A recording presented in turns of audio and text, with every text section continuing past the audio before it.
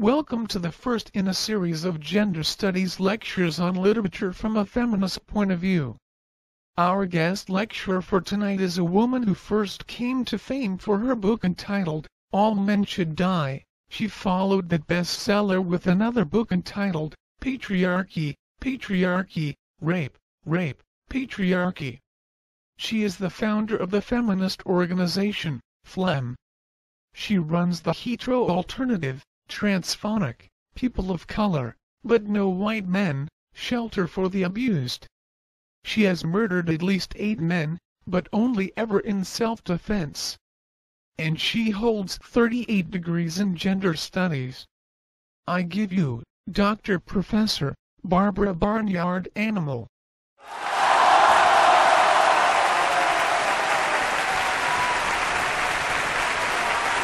Good evening, females and lesser beings. Thank you for having me here tonight. The great work of literature I am going to discuss, a book exploring the oppression of women and the tyranny of the patriarchy, is Spot Run. We might well ask, why is Spot running? Could it be that she comes from a broken home with an abusive father? Could it be she is running from rape culture? Could it be that she is running from a world which does not accept that she is a transnormative, hetero-alternative, multi-neutral gendered dog of color? Or is she running from the patriarchy? On page 5 we are introduced to Dick.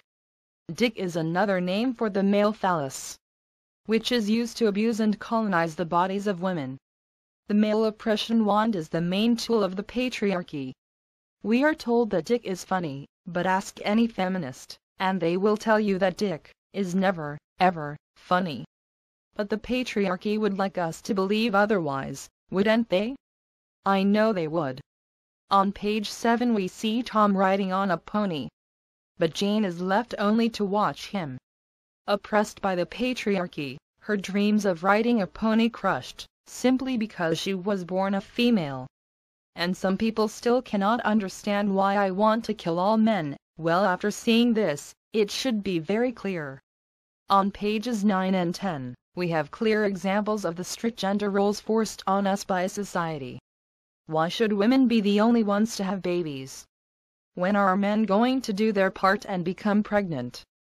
But no, they are too busy watching football, drinking beer, and raping women, to ever consider becoming pregnant. This is what happens in a patriarchy-run society. Here we see Dick playing with an airplane, or as I like to call them, his sky penis. Why do we never see airplanes shaped like vaginas? Why are they always shaped like giant penises? It's because the patriarchy is using their sky penises to oppress women. This is all part of rape culture. Speaking of rape culture, here we have a clear rape threat. Here we see in the text that the young boy is forcing Jane to play with his dick. He demands that she like it and have fun with it. It's clear that she is being forced, and most likely she has been drugged as well. Next we see the young boy bragging to his father about the rape, saying, "See it go up, and this is fun." Clearly we are living in a rape culture, where young boys are bred to be rapists. Finally Sally is forced to orgasm against her will. This is evil, pure evil. Teaching this filth to young children and twisting their minds.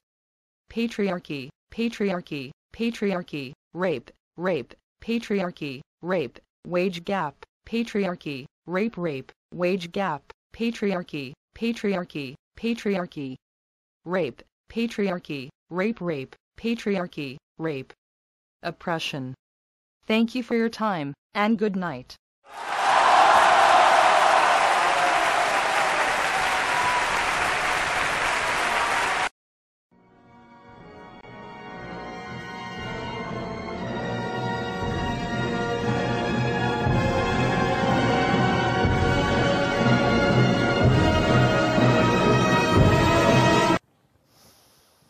Some feminist critics have posited that Frankenstein created the monster because he could not live with the fact that women held some power in the world, that is, the power to give birth.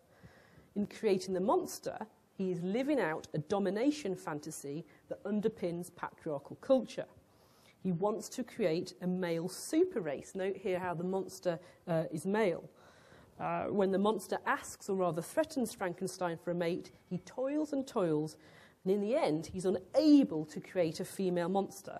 He violently throws her parts and the instruments he used to create her into this dark sea at night. Here, a hybrid feminist psychoanalytical critic would say that he's literally thrown the concept of womanhood into the dark sea of the unconsciousness. He cannot cope with female presence. Feminist critics might argue then that this storyline, the rejection of women, is an allegory for Mary Shelley's own experience as one of the first female novelists struggling to be taken seriously. She was famously married to the romantic poet Percy Shelley, and here we have the story of a woman or women being sidelined in some way. So if you go to the wider story, you have female figures who are variously fragile, sickly, locked away, or placed in exile.